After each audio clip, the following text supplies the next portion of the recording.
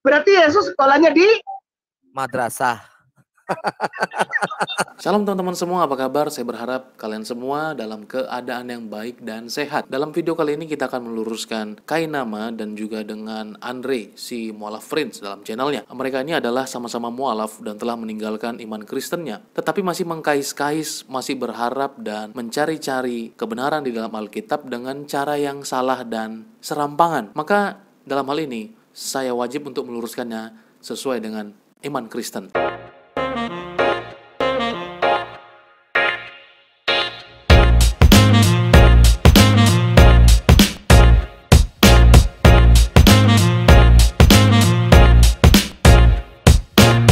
Nah, langsung saja teman-teman sekalian, bahwa mereka ini berusaha untuk menemukan kesalahan orang Kristen yang menganggap Yesus itu adalah Tuhan.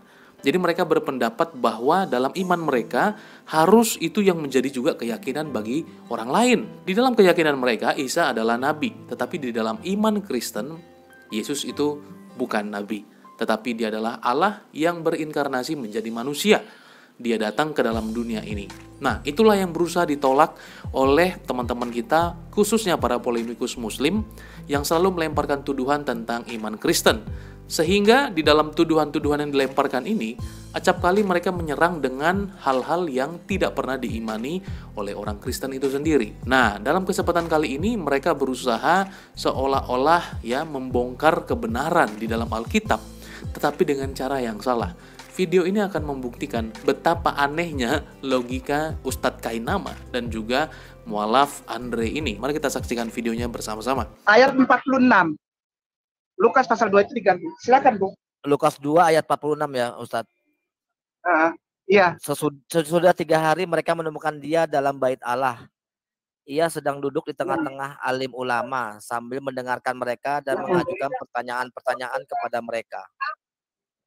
Baik. Alim ulama. Kalau kita ngomong alim ulama, adanya di agama apa? Islam. Gampang aja. Ya.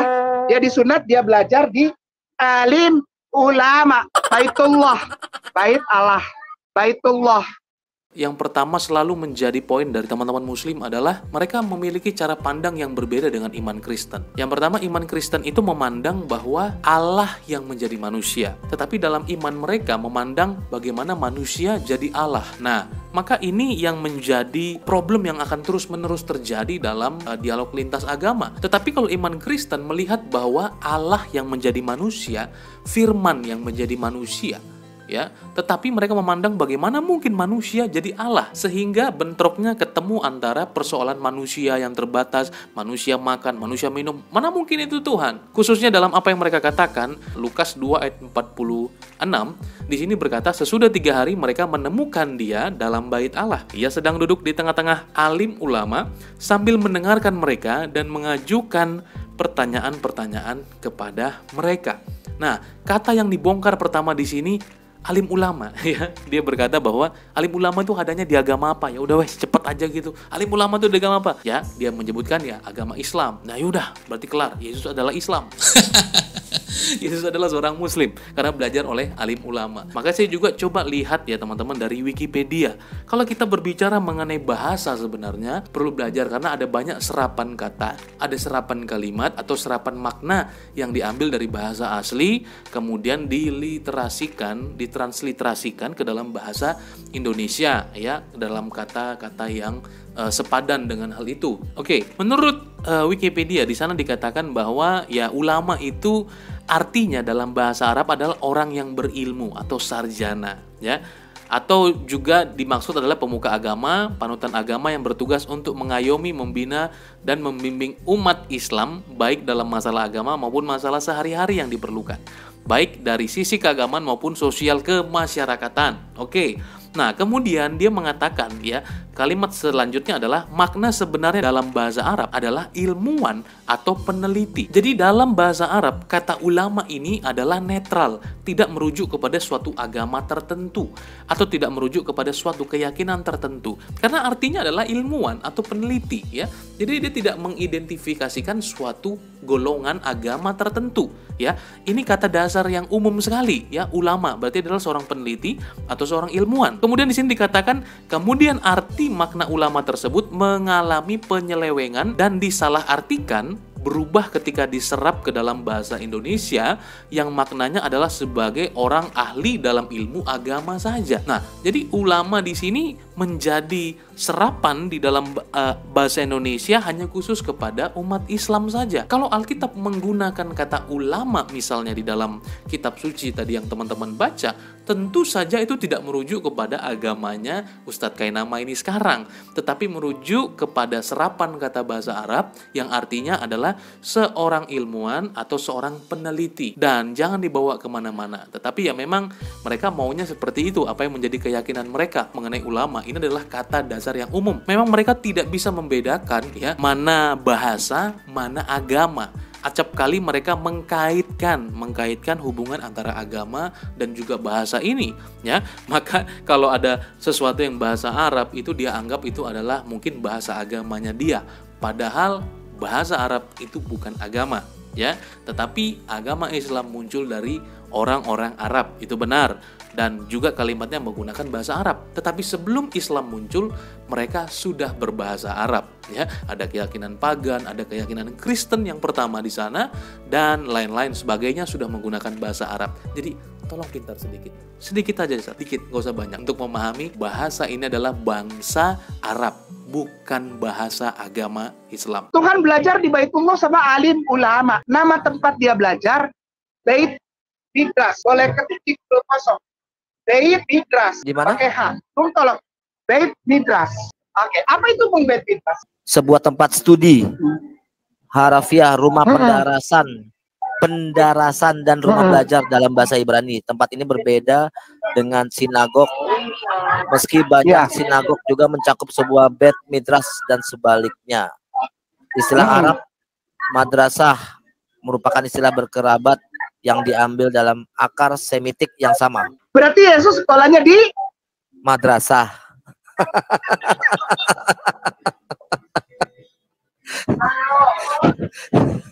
Jadi sama alim ulama, sayangku, cintaku. Berikutnya teman-teman, dia mengatakan di sini bahwa Yesus itu sekolahnya atau belajarnya di Beit Midras. Sedangkan hanya membaca teks saja, mereka tidak bisa berpikir secara baik. Hanya membaca sebuah kalimat saja, mereka tidak bisa mencerna apa yang mereka baca sendiri. Maka kalau dulu mereka mengaku adalah sebagai seorang Kristen, maka saya dapat pastikan mereka adalah orang-orang yang tidak memahami dan mereka mengerti secara semena-mena apa yang dimaksud dengan Alkitab, apa yang dimaksud dengan firman Allah, apa yang dimaksud dengan perkataan Yesus. Dulu mungkin mereka sebagai seorang Kristen, mereka nggak belajar apa-apa, mereka tidak tahu. Tetapi ketika mereka sudah pindah agama, mereka merasa mendapatkan sesuatu kekuatan yang membuat mereka sepertinya pantas dan layak untuk mengobrak-abrik kitab orang lain secara serampangan dan sembarangan, ya. Nah, maka hal ini tidak dibenarkan. Kita lanjut kepada apa yang mereka maksud dengan Beit Midras. Ayat ini mengatakan tidak merujuk kepada Beit Midras, ya teman-teman ya. Beit Midras itu adalah tempat belajar orang Yahudi, dan itu adalah sebuah jenjang, ya teman-teman, sebuah jenjang pembelajaran orang Yahudi. Ada diawali dengan Beit HaSefer dan kemudian dilanjutkan umur 12 tahun ke atas, yaitu Beit Midras, Beit HaMidras, ya. Itu adalah jenjang pembelajaran bagi orang-orang Yahudi, dan biasanya mereka memang selalu belajar hal itu. Tetapi dalam hal ini, teks yang sedang kita baca ini teman-teman, di sini dikatakan bahwa di dalam Bait Allah, dan ini bukan Beit HaMidras seperti apa yang mereka sampaikan itu tadi. Nah, maka kalau kita baca ayatnya ini tadi teman-teman, memang mereka jauh dari Yerusalem, yakni Bait Allah. Dan mereka biasanya pada hari-hari tertentu, hari-hari besar, akan pergi ke Yerusalem pada hari Paskah dan hari-hari besar lainnya. Karena mereka jauh dari sana, sehingga untuk mereka tempat-tempat mereka beribadah biasa, hari-hari biasanya mereka di sinagoge. Tetapi mereka teman-teman, untuk hari-hari besar, mereka selalu pergi ke Bait Allah. Dan Bait Allah itu hanya satu, di Yerusalem, ya. Nah, maka Karena kalau dibaca ayatnya secara lengkap ya teman-temanku, please tolong banget ya untuk cerdas sedikit membacanya. Di sini dikatakan bahwa dimulai dari ayat 41, tiap-tiap tahun orang tua Yesus pergi ke Yerusalem pada hari raya Paskah. Ingat bahwa ini adalah agenda tiap tahun Yesus dan keluarga selalu pergi ke sana, yakni ke Bait Allah, bukan ke Beit Midras. Mereka menganggap Bait itu adalah Bait Allah. Ya, ini sebuah kekeliruan dan pembodohan yang luar biasa. Mereka berkata bait itu adalah bait, mungkin tempat gitu.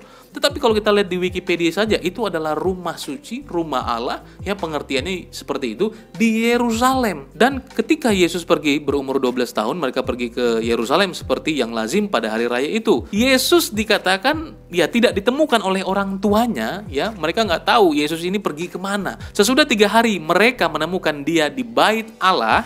Ia sedang duduk di tengah-tengah alim ulama sambil mendengarkan mereka dan mengajukan pertanyaan-pertanyaan kepada mereka. Dan semua orang yang mendengar dia sangat heran akan kecerdasannya dan segala jawab yang diberikannya, yang diberikan Yesus. Umur 12 tahun, mereka kagum akan kecerdasan Tuhan Yesus, ya. Dan ketika orang tuanya melihat dia, that's the point, dia menemukan Yesus. Nah, mengapakah engkau berbuat demikian terhadap kami? Bapamu dan aku dengan cemas mencari engkau. Yesus dicari-cari. Alkitab mengatakan bahwa jawabnya kepada mereka, mengapa engkau mencari aku? Tidak tahukah kamu bahwa aku harus berada di rumah Bapakku? Di sini dapat kita katakan bahwa ini bukan Beit Midras, ini adalah bait suci. Banyak orang Yahudi beranggapan bahwa memang bait Allah itu adalah tempat di mana ada hadirat Allah, ada hadirat Tuhan. Sehingga Yesus katakan, aku harus berada di rumah Bapakku. Mereka bingung semuanya. Bagaimana mungkin? Yang mencari dia itu adalah orang tua jasmaniahnya, ya, orang tuanya yang dilahirkan dari Maria. Dan bagaimana dia katakan aku harus ada di rumah Bapakku? Mereka semua menjadi bingung, teman-teman. Bahkan ibu Yesus sendiri, dia menyimpan itu di dalam hatinya. Karena dia tahu dari mana Yesus ini ada. Dan siapa bibit daripada Yesus ini sendiri. Nah, maka Ustadz Kainama dan teman-teman yang lain salah mengartikan ketika dikatakan ini teksnya sudah jelas-jelas berkata Bait Allah, mereka selewengkan mengenai Beit Midras. Ini hal yang salah. Dan ketika kita berbicara Beit Midras, itu jelas merujuk kepada tempat pembelajaran orang-orang Yahudi, ya. Jadi bukan dimaksud madrasah, itu mungkin serapan bahasa Arab menyerap itu dan kemudian diajukan atau dikaitkan dengan pembelajaran mekanisme pembelajaran yang saat ini secara Islami, ya. Jadi tolonglah, ya. Jadi jangan dikait-kaitan, itu nggak ada hubungannya. Diketawain, lucu, teman-teman. Oh, ini udah pokoknya ada kata midras, ini bahasa Arab, Yesus Islam, Yesus sunat Islam, Yesus sujud Islam, ya. Jadi ini sangat ngaco, ya. Yang datang kemudian justru yang mengklaim-klaim. Harusnya yang pertama itulah yang bisa mengklaim dirinya adalah benar sebab dia yang pertama. Jadi itu saja teman-teman, makan makanan yang sehat dan vitamin supaya kita dapat berpikir dengan baik dan cerdas. Terima kasih teman-teman yang sudah menyaksikan video ini. Silahkan tinggalkan komentar kamu di bawah dan silahkan kita menjadi cerdas karena cerdas itu adalah pilihan. Tuhan Yesus memberkati kalian semua ya. Bye-bye.